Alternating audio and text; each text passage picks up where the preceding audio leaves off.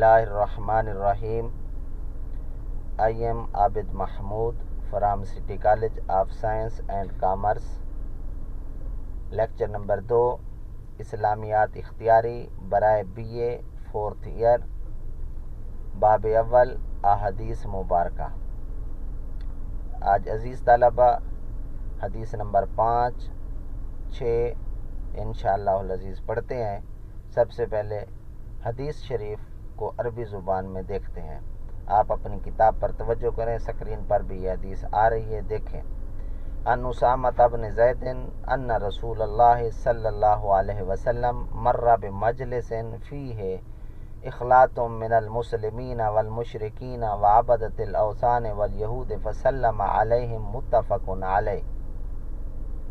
اس حدیث شریف میں کچھ الفاظ مشکل ہیں، ان کے ترجمہ سب سے پہلے دیکھ لیتے ہیں. مرہ کا ایک لفظ گزرا ہے جس کا معنی گزرے ہوتا ہے.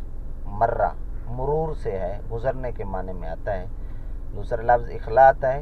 اخلاط کا معنی ہوتا ہے خلط ملط، کئی طرح کے لوگ جمع ہو جائیں، کئی طرح کی جنس جمع ہو جائیں، چیزیں جمع ہو جائیں، ان سب کو خلط اخلاط کہتے ہیں. عبادت الاوثان، بتوں کی عبادت کرنے والے. اوثان بت کو کہا جاتا ہے، اور عبادہ کا معنی ہوتا ہے عبادت کرنے والے، عبادت الاوثان. اب ہم اس حدیث شریف کا حدیث نمبر 5 کا ترجمہ دیکھتے ہیں. ترجمے میں دیکھیں، غور کریں. حضرت اسامہ بن زید رضی اللہ تعالی عنہ سے روایت ہے کہ رسول اللہ صلی اللہ علیہ وسلم ایک مجلس سے گزرے جس میں مسلمان، مشرکین، بت پرست اور یہودی مل جل کر بیٹھے تھے. آپ صلی اللہ علیہ وسلم نے انہیں سلام کیا. تو آپ صلی اللہ علیہ وسلم جس محفل سے بھی گزرتے تھے، جہاں سے بھی گزرتے تھے، سلام کرتے تھے.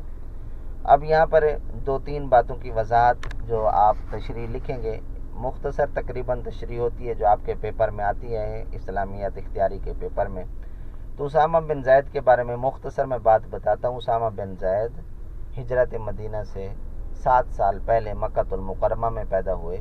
یہ حضور علیہ الصلوۃ والسلام کے آزاد کردہ غلام اور منہ بولے بیٹے زید بن حارثہ کا بیٹا اسامہ ہے. یہ بہت ساری جنگوں میں تو شریک نہیں ہوا. شروع میں اس کی کم عمری تھی، اس لیے شریک نہیں ہوا. آخر میں یہ بہت ساری جنگوں میں شریک ہوا، اور اس کا مشہور واقعہ جو میں آپ کے سامنے رکھتا ہوں تاکہ آپ کو احساس ہو کہ انسانیت کی کتنی قدر میرے محبوب صلی اللہ علیہ وسلم کرتے تھے. کہ جب فتح مکہ ہوا، 8 ہجری کا سن ہے.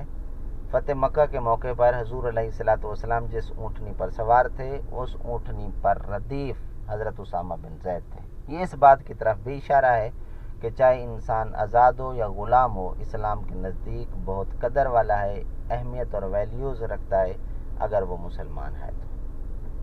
اور یہاں پر ایک بات اور کہ سوال یہ پیدا ہوتا ہے کہ کسی محفل میں مسلم اور نان مسلم سارے مل کر بیٹھے ہوں، کیا ان کو سلام کرنا چاہیے یا نہیں کرنا چاہیے؟ اس حدیث کی روح سے یہ جواب ہمیں ملتا ہے کہ انہیں سلام کرنا چاہیے.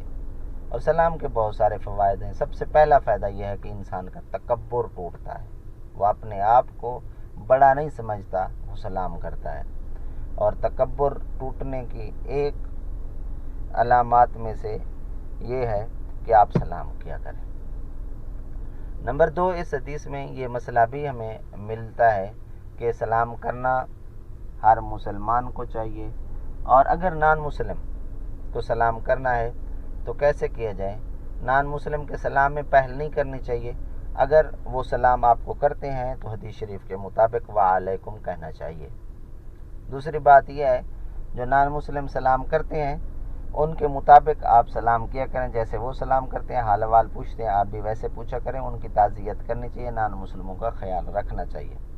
اور اب یہاں پر ایک اور بات کہ سلام کا اسلام میں کتنا فائدہ ہے، کہ ابو داؤد شریف میں ایک روایت ہے، حضور علیہ الصلوۃ والسلام کے پاس ایک بندہ آیا، اس نے کہا السلام علیکم. آپ نے فرمایا آپ کو 10 نیکیاں ملی. دوسرا ایک انسان حاضر ہوا، اس نے کہا السلام علیکم ورحمۃ اللہ وبرکاتہ. تو آپ صلی اللہ علیہ وسلم نے فرمایا آپ کو 20 نیکیاں ملیں گی. پھر ایک تیسرا انسان آیا، اس نے کہا السلام علیکم ورحمۃ اللہ وبرکاتہ، آپ نے فرمایا آپ کو 30 نیکیاں ملیں گی، تو سلام کرنا چاہیے، بہت ساری نیکیاں ملتی ہیں۔ حضرت عبداللہ بن عمر کے بارے میں مشہور ہے کہ وہ مدینہ شریف کی بازار میں تشریف لے جاتے تھے، وہاں جا کر آپ کوئی ریٹ پوچھتے تھے نہ کوئی چیز لیتے تھے، جاتے تھے پھر واپس آتے تھے، بازار کے پار تک چلے جاتے تھے پھر واپس آ جاتے تھے، ہر ایک کو سلام کرتے تھے۔ کسی نے ایک دن پوچھا حضرت آپ نہ چیز لیتے ہیں نہ کوئی چیز خریدتے ہیں نہ بھاؤ پوچھتے ہیں تو کیا کرنے بازار جاتے ہیں؟ آپ نے فرمایا وہاں لوگ ہوتے ہیں، میں سلام کرتا ہوں اور نیکیاں کماتا ہوں۔ آگے چلتے ہیں، ایک اسی حدیث کے آخر میں ایک لفظ ہے متفقن علیہ، اس کا معنی ہوتا ہے اس حدیث کو بخاری اور مسلم نے روایت کیا ہے۔ یہ لفظ صحیح تلفظ کے ساتھ پڑھنا چاہیے، بہت سارے عزیز طلبہ لفظ ٹھیک نہیں پڑھتے۔ وہ یہ ہے کہ متفقن علیہ لفظ ہے اور اس کا مطلب یہ ہوتا ہے کہ جو حدیث بخاری اور مسلم یعنی صحیحین میں سیاستہ کے والیوم نمبر 1 اور 2 میں موجود ہو اور اس کا راوی بھی ایک ہو، اس کو متفق علیہ کہا جاتا ہے۔ اب آگے چلتے ہیں کہ حدیث نمبر 6 پڑھتے ہیں۔ حدیث نمبر 6 کو حضرت جابر نے روایت کیا ہے، آپ اپنی بک پر دیکھیں۔ ان جابر رضی اللہ عنہ اتیت النبی صلی اللہ علیہ وسلم فی دین کان علی ابی فدققت الباب فقال من ذا فقلت انا فقال انا کانہ کرہھا۔ اس حدیث میں کچھ لفظ مشکل ہیں، دیکھیں دین کا معنی قرض ہوتا ہے، اردو زبان میں دین اور مدیون یہ دونوں لفظ بولے جاتے ہیں۔ دقق تو معنی ہوتا ہے میں نے کھٹکھٹایا، میں نے دستک دی۔ کرہا کا معنی ہوتا ہے ناپسند کرنا، کراہت سے بنا ہوا ہے۔ اس حدیث شریف کا ترجمہ دیکھتے ہیں۔ حضرت جابر رضی اللہ تعالی عنہ سے روایت ہے، انہوں نے کہا میں نبی کریم صلی اللہ علیہ وسلم کی خدمت میں حاضر ہوا ایک قرض کے بارے میں جو میرے باپ پر تھا۔ میں نے دروازے پر دستک دی تو آپ صلی اللہ علیہ وسلم نے اندر سے پوچھا کون ہے؟ تو میں نے کہا میں۔ آپ صلی اللہ علیہ وسلم نے فرمایا میں گویا آپ نے اس لفظ کو ناپسند کیا۔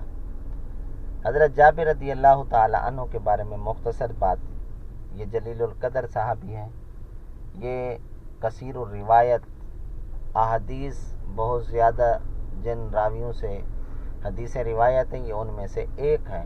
حضرت جابر رضی اللہ تعالی عنہ بہت سارے غزوات میں شریک ہوئے، یہ حدیث انہی سے روایت ہے۔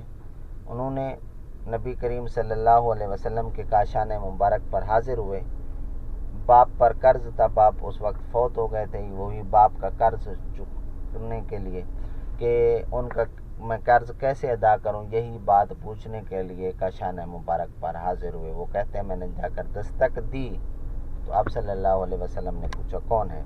تو میں نے کہا میں ہوں۔ تو یہ والا جملہ آج ہمارے ہاں بھی بولا جاتا ہے، ہم بھی بہت زیادہ کہتے ہیں۔ ہم جب دروازے پر بیل دیتے ہیں، بیل بجاتے ہیں، جا کر دروازہ کھٹکھٹاتے ہیں، آواز دیتے ہیں، تو اکثر یہی جملہ ہم کہتے ہوتے ہیں۔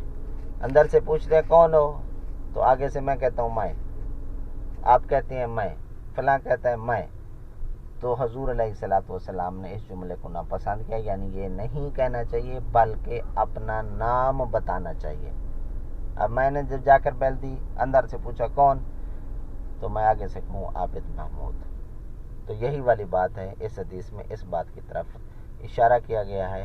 اگر ہم زندگی اسلام کے مطابق گزاریں گے تب جا کر کوئی فائدہ ہوگا، اگر نہیں گزاریں گے کوئی فائدہ بھی نہیں ہوگا۔ اب ہم حدیث نمبر 7 پڑھتے ہیں، آپ سکرین پر بھی دیکھ رہے ہوں گے، آپ اپنی کتاب پر بھی دیکھیں۔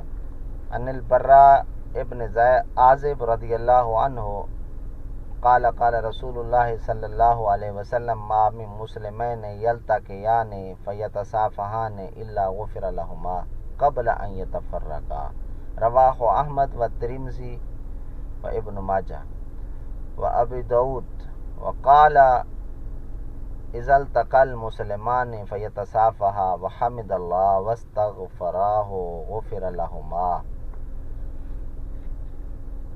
اس حدیث میں کچھ مشکل الفاظ دیکھ لیتے ہیں۔ سب سے پہلے یلتقیان کا معنی ہوتا ہے دو لوگوں کا آپس میں ملاقات کرنا۔ جب دو لوگ آپس میں ملتے ہیں اس کو یلتقیان کہا جاتا ہے۔ قبل کا معنی پہلے ہوتا ہے، یہ اردو زبان میں بھی استعمال ہوتا ہے۔ حامد اللہ کا معنی ہوتا ہے اللہ تعالیٰ کی تعریف کرنا۔ استغفراہ کا معنی ہے ان دونوں نے بخشش طلب کی۔ تو اب اس کا ترجمہ دیکھتے ہیں۔ حضرت برا بن عازب رضی اللہ تعالی عنہ سے روایت ہے کہ آپ صلی اللہ علیہ وسلم نے ارشاد فرمایا، جب دو مسلمان آپس میں ملتے ہیں پھر وہ مصافحہ کرتے ہیں تو جدا ہونے سے پہلے ان دونوں کو بخش دیا جاتا ہے۔ اس حدیث کو امام احمد، ترمذی، ابن ماجہ نے روایت کیا، اور ابو داؤد شریف کی روایت میں کچھ اس طرح الفاظ ہیں، یعنی اسی حدیث کو مختلف الفاظوں سے روایت کیا گیا ہے۔ جب دو مسلمان آپس میں ملتے ہیں پھر وہ مصافحہ کرتے ہیں، دونوں اللہ کی حمد کرتے ہیں، اللہ سے بخشش طلب کرتے ہیں تو ان دونوں کو بخش دیا جاتا ہے۔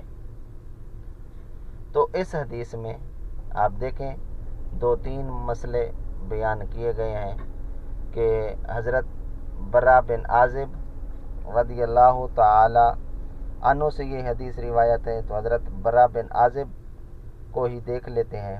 حضرت برا بن عازب یہ مدینہ شریف کے جو مشہور مسلمانوں کے قبیلے ہیں، اوس اور خزرج، یہ خزرج قبیلے سے تعلق رکھتے ہیں، مشہور صحابی ہیں۔ تو انہی سے یہ روایت ہے۔ تو ان میں اس حدیث شریف میں زبردست باتیں کی گئی ہیں۔ جب دو مسلمان آپس میں ملتے ہیں، ملنے کے بعد اس حدیث میں تو نہیں ہے، دوسری بہت ساری حدیثوں سے یہ بات ثابت ہوتی ہے کہ سلام کرتے ہیں، ملنے سے مراد سلام کرتے ہیں۔ پھر وہ مصافحہ بھی کرتے ہیں، یعنی دونوں ہاتھ ملاتے ہیں۔ مصافحہ یہ صفحہ سے ہے، یہ ہاتھ کی ہتھیلی کو صفحہ کہتے ہیں۔ ایک ہاتھ کی ہتھیلی دوسرے ہاتھ کی ہتھیلی سے ٹکرانا، ملنا، یہ مصافحہ کہلاتا ہے۔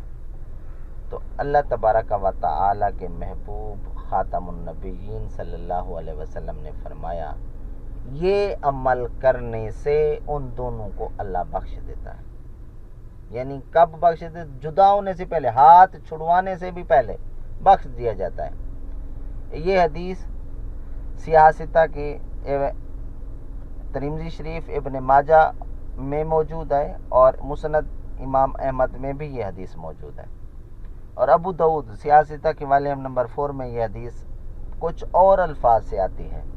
وہ یہ ہے کہ جب دو مسلمان آپس میں ملتے ہیں مصافحہ کرتے ہیں۔ یہ تو پچھلی حدیث میں بھی تھا، اس میں بھی ہے۔ جو آگے لفظ اضافی ہیں وہ یہ ہیں، دونوں اللہ کی حمد کرتے ہیں، الحمدللہ، یعنی مصافحہ کرنے کے وقت یہ جملے کہتے ہیں، الحمدللہ، تمام تعریفیں اللہ کے لیے، اللہ کی حمد کرنا۔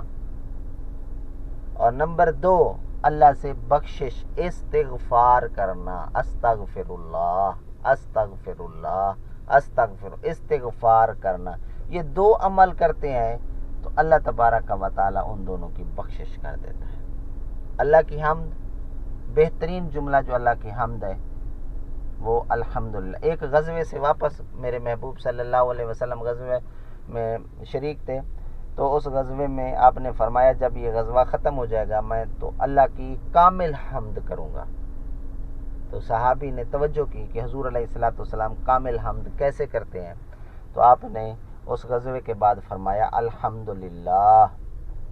تو حضور علیہ الصلوۃ والسلام سے اس صحابی نے پوچھا، یا رسول اللہ کل آپ نے فرمایا تھا اس غزوے کے بعد میں کامل حمد کروں گا، تو آپ نے کامل حمد نہیں کی، ہم بڑے غور و فکر کر رہے ہیں۔ تو حضور علیہ الصلوۃ والسلام نے فرمایا الحمدللہ کہنا یہی کامل حمد ہی تو ہے۔ تو اب اس میں ایک حمد کی ہے، اور دوسری جو بات ہے استغفار کرنا۔ استغفار کی زندگی میں بڑی اہمیت ہے۔ حضرت حسن بصری رضی اللہ تعالی عنہ سے ایک بات بہت زیادہ روایت کی جاتی ہے کہ وہ بیٹھے تھے، ایک دن ایک بندہ آیا، اس نے کہا حضرت ہمارے پاس بیٹے نہیں ہیں، آپ دعا کریں۔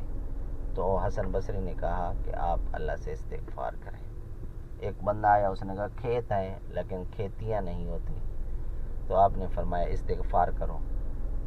اسی طرح ایک اور تیسرا بندہ آیا، اس نے کہا نہریں ہیں، پانی نہیں ہے اس میں، نہروں میں، تو آپ نے فرمایا استغفار کرو۔ ایک چوتھا بندہ آیا، اس نے آ کر کہا کہ میرے باغات موجود ہیں لیکن ان پر پھل نہیں لگتا، آپ نے فرمایا استغفار کرو۔ تو وہیں پر ایک مرید بیٹھا تھا، اس نے کہا حضرت 4 مختلف لوگ ہیں، سب کو آپ نے فرمایا حمد استغفار کرو استغفار کرو استغفار کرو، کیا استغفار اتنی زیادہ ہے؟ آپ نے فرمایا قرآن ہی تو سورۃ نور میں کہتا ہے کہ جب انہوں نے اللہ تعالیٰ فرماتا ہے استغفروا ربکم، تم اپنے رب سے استغفار کرو گے، انہ کان غفارا، وہ بخشنے والا ہے۔ اور آگے فرمایا اور وہ یمددکم باموال و بنین، وہ مال کے ساتھ تمہاری مدد فرمائے گا، بیٹوں کے ساتھ مدد فرمائے گا، باغات دے گا، نہریں دے گا، نہریں جاری کر دے گا۔ تو پتہ چلا عزیز طلباء، استغفار کا زندگی میں بڑا عمل ہے۔ اور 9ویں پارے میں دیکھیں، غور کریں کہ اللہ تبارک و تعالیٰ فرماتے ہیں وما کان اللہ لیعذبہم وانت فیہم وما کان اللہ معذبہم وہم یستغفرون، اللہ کی شان کے لائق نہیں اے محبوب، جب تک آپ ان میں ہیں اللہ ان کو عذاب دے گا۔ نمبر 2، اے محبوب اللہ کی یہ بھی شان کے لائق نہیں کہ اللہ ان کو عذاب دے جب تک یہ استغفار کرتے رہیں گے۔ تو آج کا جو سبق پڑھا ہے اس میں جو استغفار ہے، اس میں یہ بات بھی میں اسی حوالے سے ہمیں ضروری سمجھتا ہوں کہ آج کل جو وبا آئی ہوئی ہے، وائرس آیا ہوا ہے ہمارے پاس، تو اس کا بہترین حل استغفار ہے اور کوئی حل نہیں ہے۔ لہٰذا احتیاط بھی کریں، احتیاط کے ساتھ ساتھ استغفار اللہ کی طرف رجوع بھی کریں۔ انشاءاللہ العزیز اللہ ان تمام بیماریوں سے ہر ایک کو محفوظ رکھے گا۔ تو اللہ تبارک و تعالیٰ سے دعا ہے کہ اللہ تبارک و تعالیٰ سب کی حفاظت فرمائے، سب کے گھروں کی حفاظت فرمائے، بچوں کی حفاظت فرمائے۔ عزیز طلباء اپنا خیال رکھنا، اللہ حافظ۔